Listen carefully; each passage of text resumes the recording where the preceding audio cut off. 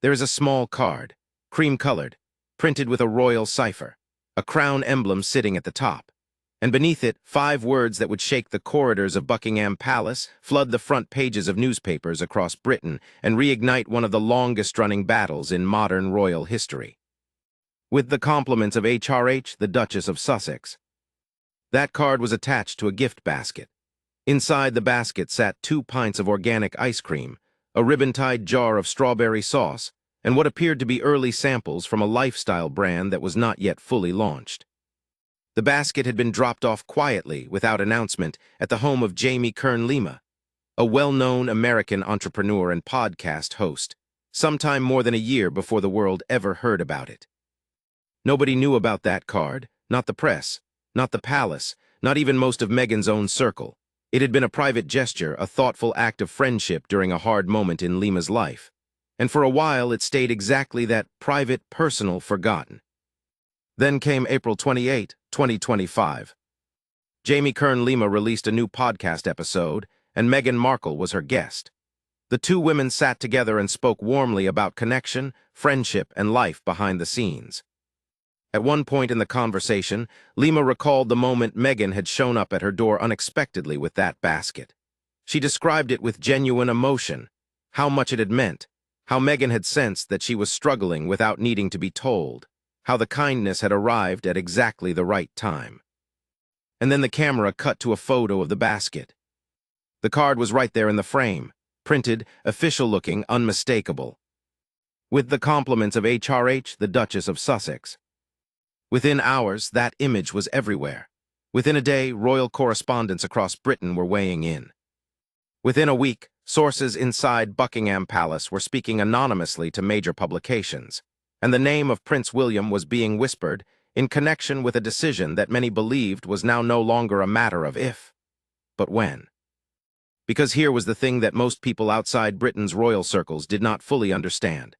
Meghan Markle and Prince Harry had not simply stepped back from royal life in 2020 and been stripped of everything.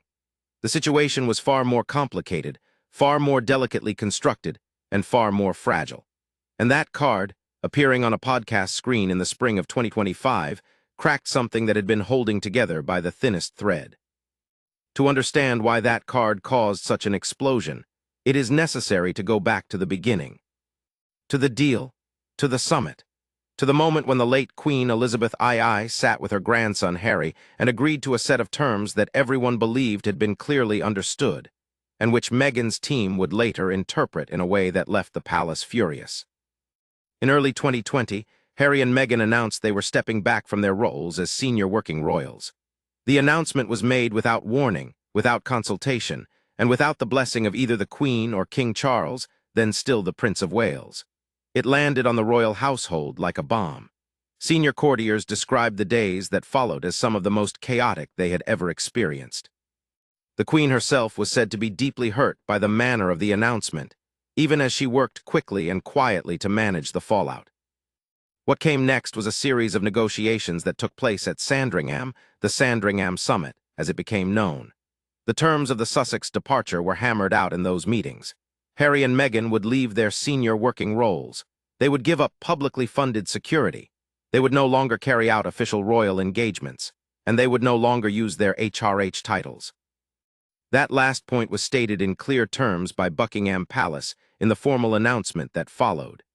The Sussexes will not use their HRH titles as they are no longer working members of the royal family. That statement was published, it was official. It was understood, or so the palace believed. What happened over the years that followed told a different story. Small incidents began to surface, each one easy enough to explain individually, but together forming a pattern that the palace found increasingly difficult to ignore. There were moments where Harry and Meghan were said to have requested the HRH styling when traveling abroad. There were events where the title appeared in connection with their names in ways that raised eyebrows among courtiers. And then, in mid-April 2025, something happened that brought the whole issue boiling to the surface again before the gift basket episode even came to light. Meghan posted something on her social media. It was a screenshot of a letter she had received from Dmytro Kuleba, the first Deputy Prime Minister of Ukraine. The letter addressed her directly, formally, and in full, "Your Royal Highness." Meghan shared it publicly without comment, without any note clarifying that she did not hold or use that title. She simply posted it. The palace noticed, royal reporters noticed, and insiders who had been watching the slow drift of Sussex behavior for years noticed most of all. Sources close to Prince William were quoted in multiple publications, saying that he believed Meghan was testing the waters. She had, in their view, plausible deniability. The letter had come from someone else, and she had not written it. But sharing it publicly, choosing to highlight that someone of significant political standing had addressed her as Your Royal Highness, without any correction or disclaimer, that was seen as a deliberate move. A provocation wrapped in politeness. A toe dipped into a boundary that had been clearly drawn 5 years earlier. Then came the podcast, then came the card, then came the photograph that the whole world saw. What was striking about the gift basket moment was not just the fact that the card bore the HRH title. It was the nature of the card itself. This was not a handwritten note. This was not something scrawled quickly on a piece of paper in a personal, spontaneous moment. This was a printed compliment slip. It had been designed, produced, and ordered in advance. It had a royal cipher on it, an embossed or printed crown emblem that carried the unmistakable visual weight of royal stationery. You do not accidentally print a compliment slip that says, HRH the Duchess of Sussex. You make a deliberate choice to have those slips made, to have them on hand, and to use them when sending gifts. That distinction mattered enormously to the people watching from inside the palace. A source close to Meghan and Harry moved quickly to offer an explanation. The couple, the source said, understood their agreement with the palace to prohibit the use of HRH in public settings and for commercial purposes. A private gift to a personal friend, sent more than a year before the world had ever seen the card, was not in their interpretation a violation of the agreement. The title, they maintained, remained theirs legally. Harry was still Prince Harry. Meghan was still technically Her Royal Highness. They simply had agreed not to use the titles publicly or commercially.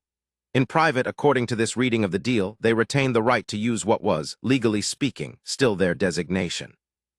Former palace courtiers immediately and flatly rejected that interpretation. One anonymous source with close knowledge of the Sandringham negotiations told a major publication that the Sussex camp's reading of the agreement was what they called complete rubbish. The agreement, this source insisted, had been clear in every direction.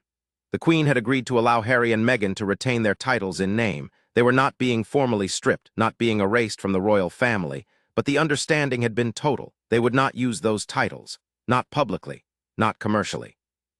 Not privately, not on compliment slips, not anywhere. The gap between those two interpretations, Meghan's camp's reading and the palace insider's account, was not a small legal technicality. It was a fundamental disagreement about what the deal had actually said, and about who had been honoring it faithfully for 5 years.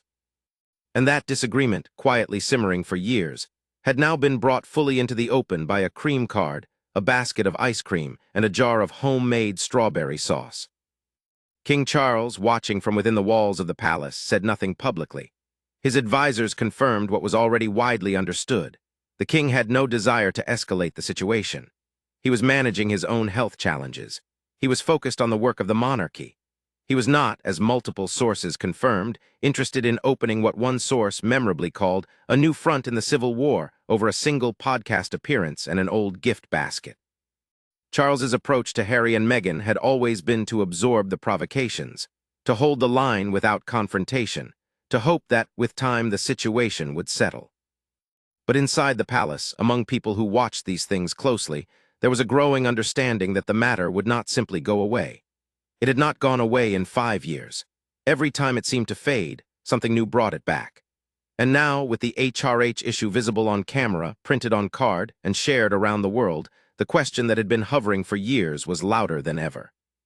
What happened next, and what it meant for the future of 2 titles, 2 people, and one of the most bitterly divided families in the world, would prove to be far more significant than any single gift basket could have suggested. The word that kept appearing in connection with Prince William, in the weeks after the gift basket card became international news, was one single word: enraged.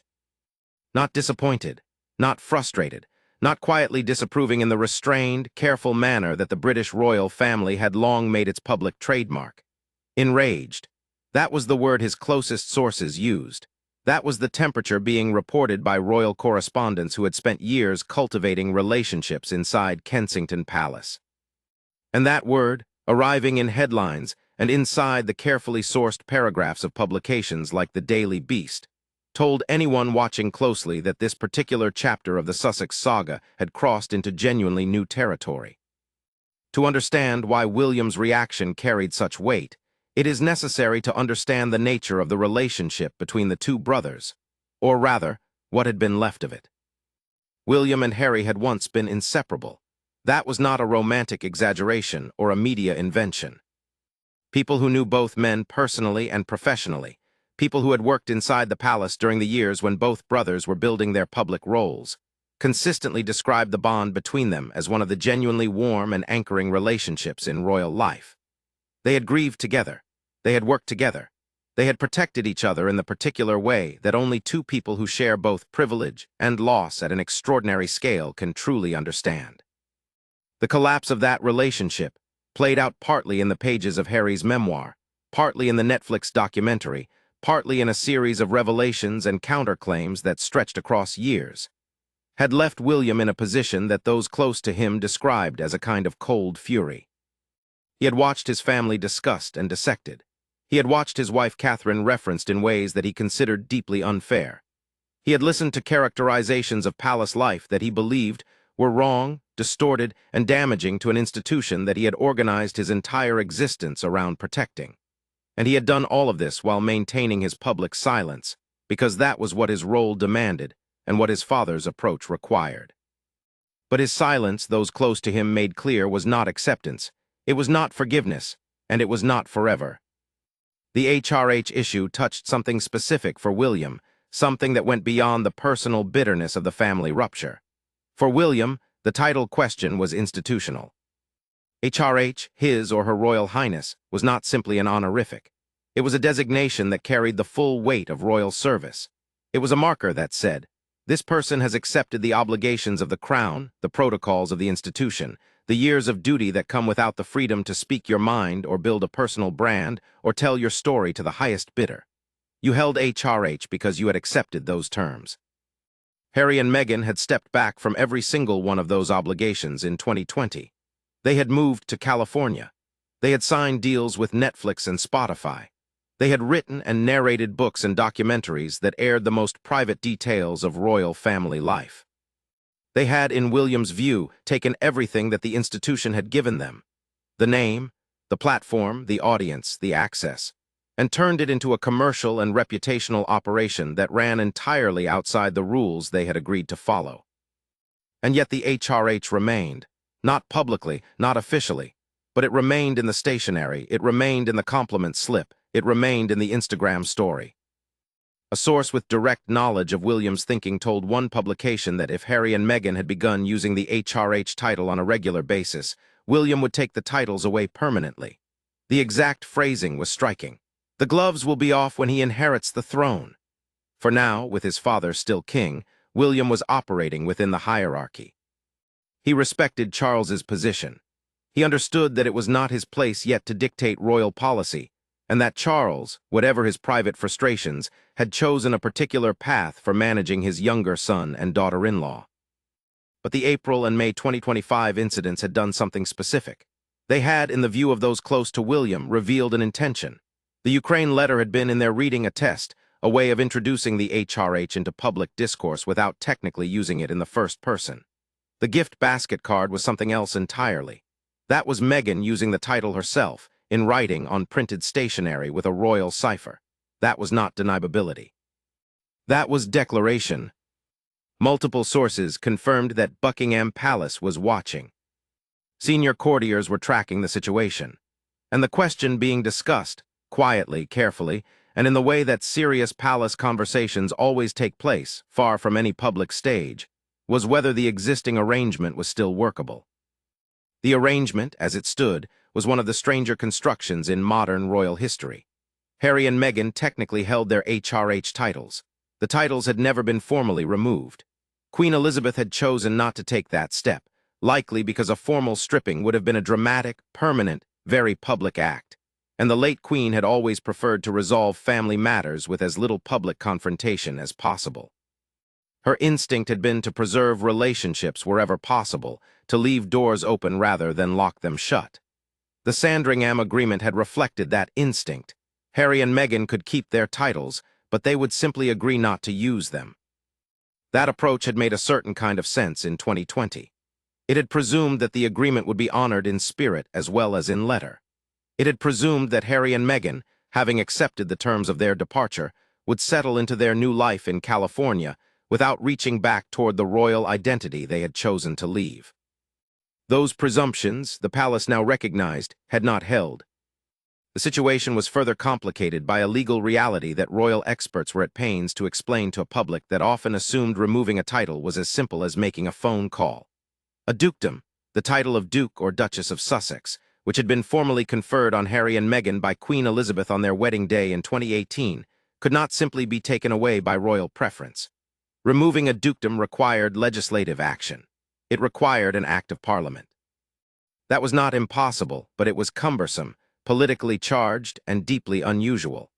In the entire modern history of the British monarchy, dukedoms had been removed only in exceptional circumstances. The HRH styling, however, was different. The HRH was not a dukedom. It was a style, a form of address, a designation granted by the monarch through the royal prerogative. And the royal prerogative, as the palace's legal advisors understood it, meant that the monarch could theoretically remove that styling through letters patent, a formal legal document expressing the will of the crown, without needing parliamentary approval. King Charles had already demonstrated this with another family member in 2025, establishing a clear precedent for exactly how such a removal could be executed if the decision was made. That precedent was not lost on the people watching the Sussex situation closely. It had shown that the mechanism existed. It had shown that the king was willing to use it when he believed circumstances demanded it. The question was whether the Sussex situation would ever reach the threshold where Charles would conclude that it demanded it too. And the answer, according to everything being reported from inside the palace, was that Charles himself was not there yet. Not because he was indifferent to the provocation, not because he did not find it troubling, but because his approach to his younger son had always been shaped by something that went beyond policy and beyond optics. It had been shaped by the hope, however faint and however many times disappointed, that a reconciliation was still possible. That Harry might someday find his way back. That the door Charles had said he intended to keep open would one day see someone walk through it. Sources described Charles's posture toward Harry as a kind of painful patience. He was not happy with what was happening. He was not indifferent to the HRH controversy. But he was not willing to make a permanent, legally binding, irreversible decision that would foreclose the possibility of repair. Stripping Harry and Meghan of their HRH styling officially and publicly through the machinery of royal legal instruments would be an act that could not be easily undone. And Charles, battling his own health challenges and governing an institution whose stability required constant, careful management, was not ready to take that step. William was a different calculation entirely. The people around William were explicit. He was not managing this situation with the same emotional complexity that Charles brought to it. William's view of Harry and Meghan had hardened to a point that those close to him described as settled and irrevocable. He did not see the Sussex departure the way Charles saw it, as a painful family rupture that might yet heal. He saw it as a betrayal. A deliberate, calculated betrayal, executed with full knowledge of the damage it would do to people he had trusted and to an institution he had dedicated his life to. And his response to that betrayal was not patience. His response was a line. The gloves he had made clear would come off. History, when it moves through royal institutions, rarely announces itself. It arrives in paperwork. It arrives in the language of legal instruments and official gazettes and formal announcements read in the clipped, neutral tones of palace press offices. And beneath that language, beneath all that careful formality, there are usually years of accumulated grievance, unresolved tension, and decisions that were postponed too long and were always going to arrive eventually. By the middle of 2025, the HRH question surrounding Harry and Meghan had crossed from being a background issue, something royal watchers tracked, but most of the public paid little attention to, into something that had become undeniable. The gift basket card had done that. The Ukraine letter post had started it. Together, they had pulled the whole question out of the shadows and placed it squarely in the middle of the public conversation about what the Sussex Agreement actually meant and whether it had ever truly been honored. What gave the story its particular sharpness was the way it intersected with something that had actually happened, something official, something legally executed, something that gave the abstract arguments a concrete and unmistakable shape. In October 2025, Buckingham Palace made a formal announcement. The king had initiated a process to remove the style, titles, and honors of Prince Andrew, Harry's uncle, the second son of the late Queen Elizabeth.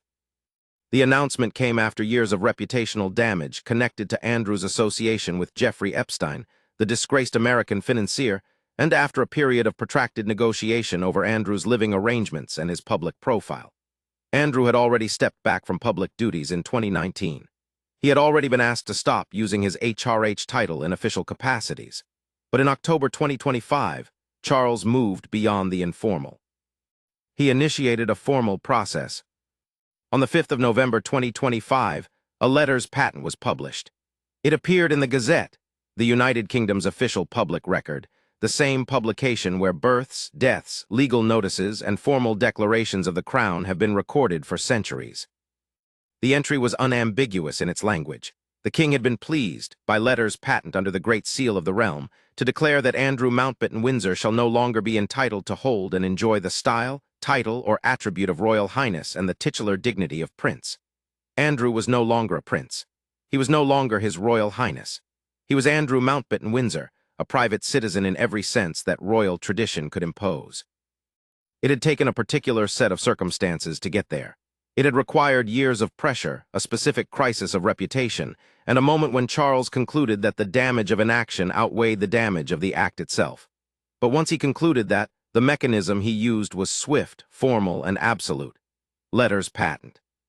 The Gazette, the Great Seal. These were not metaphors, they were legal tools, and the king had used them.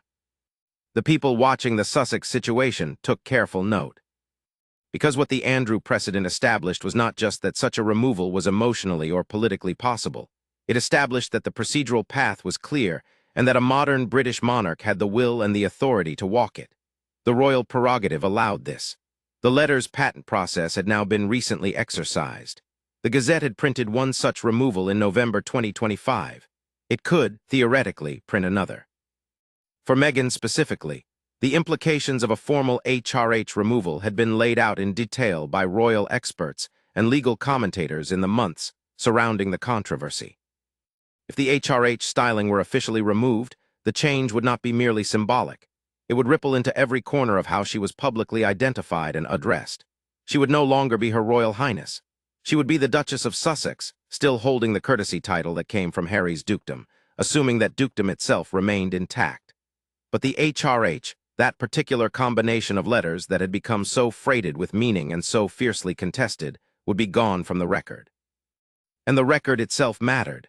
The royal family's official records, the records maintained through the Crown Office, the Gazette, the formal instruments of the British state, were not mere ceremonial archives. They were the legal foundation of everything that connected the Sussexes to the institution they had left. What appeared in those records defined, in a formal and binding sense, who held what title, what style, and what connection to the crown. To have the HRH removed from those records was not simply to lose a form of address. It was to have the official machinery of the British state record, in permanent and public form, that the title no longer applied. That was the weight of what was being discussed.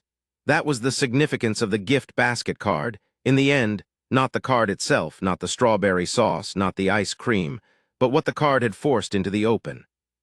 It had forced the palace to look directly at a question it had been managing through studied vagueness for 5 years, and it had forced that question into public consciousness at a moment when the Andrew precedent had made a formal answer suddenly feel less like a nuclear option and more like an available tool. King Charles, through the spring and into the summer of 2025, maintained his posture. He was not going to act. His advisors, his instincts, and his hope for an eventual reconciliation with Harry all pointed in the same direction. Patience, minimal confrontation, the quiet management of a situation that had proven itself resistant to quiet management. Charles had been managing it that way for 5 years. The provocations had accumulated. The gift basket card had accumulated. The Ukraine letter had accumulated, and still he chose not to pull the trigger. But the conversation about what comes after Charles, a conversation that was always present, but that the king's health battles had made newly urgent, was running parallel to everything else. And in that conversation, the answer was different. In that conversation, the people close to William were explicit in a way that left almost no room for ambiguity.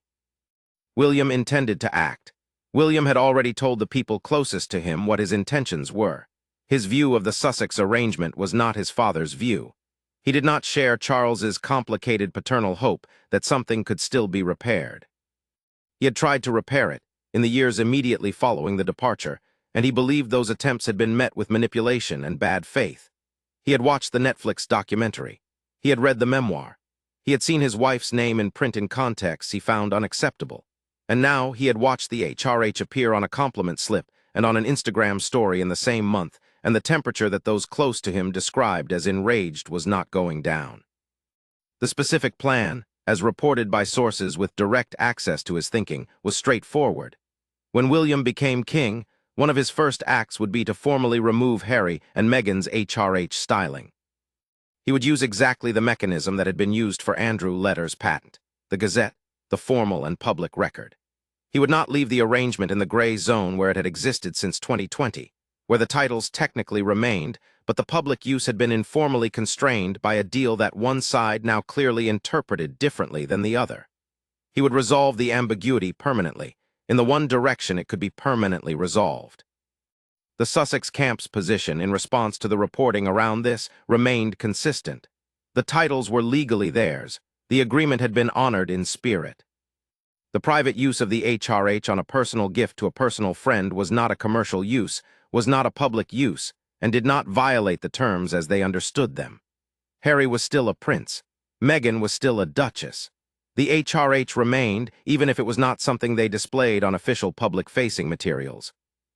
But the public reaction to the gift basket card had told its own story, separate from the legal arguments and the palace insider briefings. The reaction online had been sharp and wide. People who had paid little attention to the specific mechanics of the Sussex agreement understood intuitively what the card represented. They understood that something had been promised to a dying queen.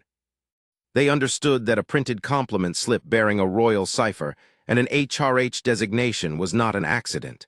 And many of them, not all, but many, felt that the promise had not been kept.